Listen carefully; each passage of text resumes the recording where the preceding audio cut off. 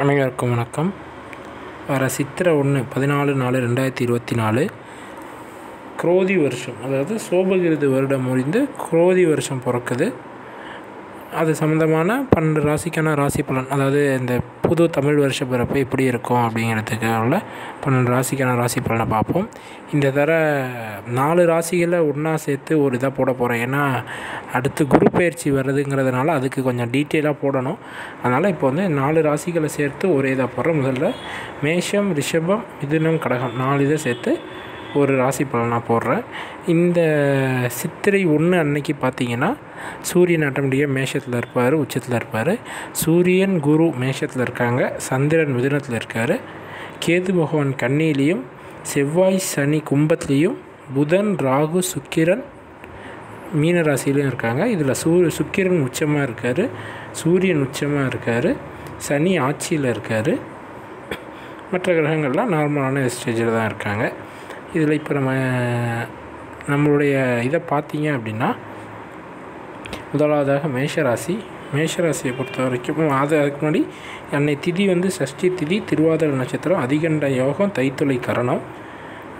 இது முதல் நாள் சாயந்தரம் 8:6-8:09க்கே சூரிய பகவான் பங்குனி மாதத்தில் 31 நைட்டு 8 மணி போல் மேஷராசிக்கு உள்ளே வந்துடுறாரு. ஆனால் அன்னைக்கு காலையில் உதிக்கிறது 6 மணி தான் கணக்கு. 6 மணியில் முதல் லக்கணமாக மேஷ லக்கணத்தை எடுத்துக்குவாங்க.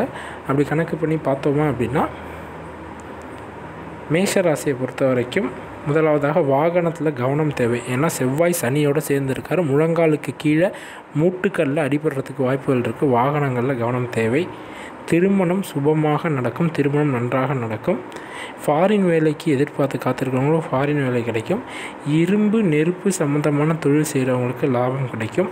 மூன்றாவதான முயற்சி ஸ்தானத்தில் சந்திர பகவான் இருக்கிறதுனால, அந்த இடத்துக்கான அதிபதி புத பகவான் உங்கள் ராசிக்கு 12 மறைஞ்சி இருக்கிறதுனால, அதுவும் நீசத்தில் இருக்கிறதுனால முயற்சிகள் சற்று தடைபடும். ஆனால் புத பகவான் இடம் நவுந்துட்டாருன்னா உங்களுடைய முயற்சிகள்லாம் வெற்றியில் வரும். உங்கள் தம்பி தங்கைகளோடு சற்று சிறு பிரச்சனைகள் வர்றதுக்கான வாய்ப்புகள் இருக்குது. ஆனாலும் அது நார்மலாக வந்துட்டு போகிறது தான்.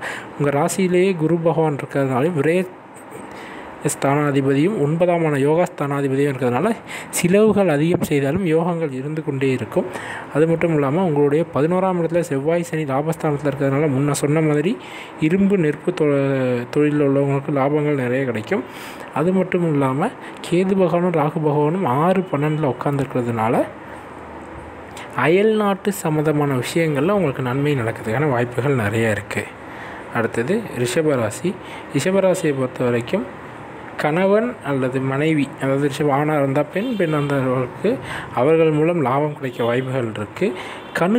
கணுக்காலுக்கு கீழே காயம் ஏற்படுறதுக்கு வாய்ப்புகள் இருக்குது. ஏன்னா சனி பகவானுடைய பவர்னால் வெளிநாட்டு வேலை ஏதாவது ட்ரை பண்ணிங்கன்னா கிடைக்கிறதுக்கு வாய்ப்புகள் இருக்குது.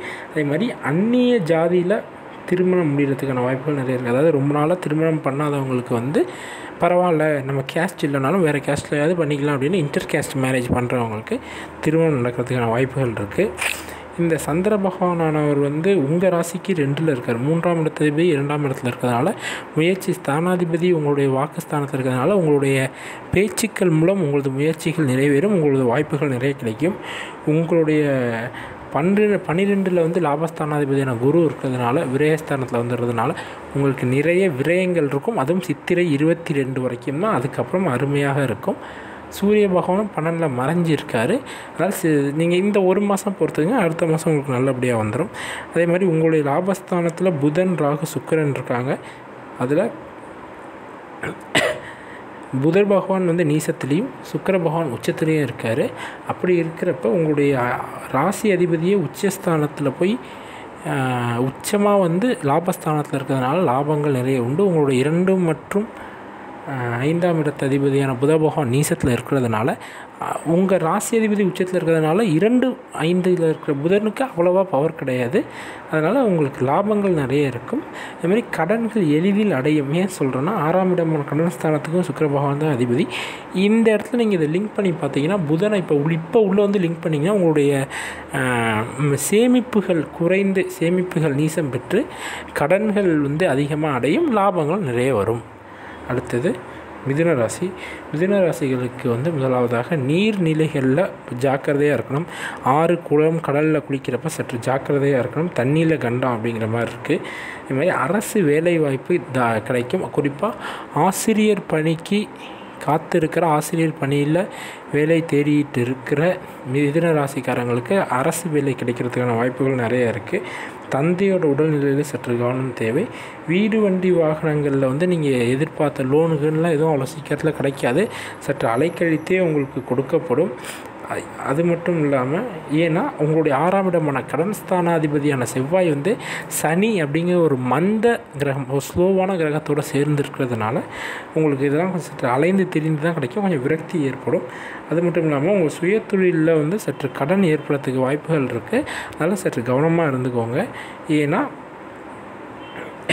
உங்களுடைய விரயஸ்தானமான 12ஆம் இடத்ததிபதியான சுக்கிரன் சற்று பலமாக இருக்கிறதுனால செலவுகள் அதிகமாகும். அவர் 10ல், அதாவது தொழில் ஸ்தானத்தில் போய் விரயஸ்தானாதிபதி பலமாக உச்சம் பெற்று உட்கார்ந்துருக்கிறதுனால விரயங்கள் அதிகமாகிறதுக்கு வாய்ப்புகள் இருக்குது. அது மட்டும் இல்லாமல் புத பகவான் வந்து உங்கள் ராசி அதிபதி, அவரும் சற்று நீசத்தில் இருக்கிறதுனால பவர் கொஞ்சம் கம்மியாக இருக்குது. இவங்க 2 பேரும் ஒரு மாதத்தில் நவுந்து வந்துடுவாங்க. அதனால பெருசாக பிரச்சனை இல்லை. அடுத்தது கடகராசி. கடகராசியை பொறுத்த வரைக்கும் இப்போ அஷ்டம சனி நடந்துகிட்டு இருக்குது. 10ல் குரு இருந்து பதவிக்கு இடரும் இருக்குது. குரு பயிற்சிக்கு அப்புறம் அரசுலேருந்து கடன் உதவி கிடைக்கிறதுக்கு வாய்ப்புகள் இருக்குது. தந்தையோட உடல்நலத்தில் சற்று கவனம் தேவை. வேற்று மதம், வேற்று ஜாதியில் காதல் பண்ணி கொண்டு இருக்கிற கடகராசிக்காரர்களுக்கு திருமணம் கைகூடும். வேற்று மதமாக இருந்தாலும் திருமணம் கைகூடுறதுக்கான வாய்ப்புகள் மிக மிக நன்றாகவே இருக்குது. அஷ்டமத்து சனிங்கிறதுனால சற்று ஜாக்கிரதையாக இருக்கணும். 10ல் குரு இருக்கிறதுனாலையும் ஜாக்கிரதையாக இருக்கணும். உங்கள் ராசி அதிபதியான சந்திரன் 12ல் உட்காந்து இந்த வருஷத்தை ஆரம்பிக்கிறதுனாலையும் அதுலேயும் ஜாக்கிரதையாக இருக்கணும். அது மட்டும் இல்லாமல் கேது பகவான் உங்கள் ராசியை பார்க்கறதுனால ஆன்மீகம் நிறைய, உங்களுக்கு ஆன்மீக சிந்தனை நிறைய வரும். 9ஆம் இடத்துல இருக்கிற புதன், ராகு, சுக்கிரன் வந்து உங்களை ஏதேனும் ஒரு வகையில் யோகஸ்தானங்களில் வந்து சற்று ஆட்டம் கொடுத்துக்கிட்டே இருப்பாங்க. அதில் வந்து லாபமும் இருக்கும், விரயமும் இருக்கும். ஆனால் லாபம் நிறையா இருக்கும். ஏன்னா லாபஸ்தானாதிபதியான சுக்கிரன் உச்சம், விரயஸ்தானாதிபதியான புதன் நீசம். ஆனால் முயற்சி ஸ்தானாதிபதியான அதே புதனும் நீசம், பூர்வீக ஸ்தானாதிபதியான சுக்கிரன் உச்சம். இப்படி இருக்கிறப்ப லாபமும் இருக்கும், நஷ்டமும் இருக்கும். ஆனால் லாபம் நிறையா இருக்கும். ராகு பகவான் இருக்கிறதுனால இந்த வீண் செலவுகளில் சற்று கவனம் தேவை. இப்போதைக்கு இந்த 4 ராசிக்கான ராசி பலனை பார்த்துருக்கோம்.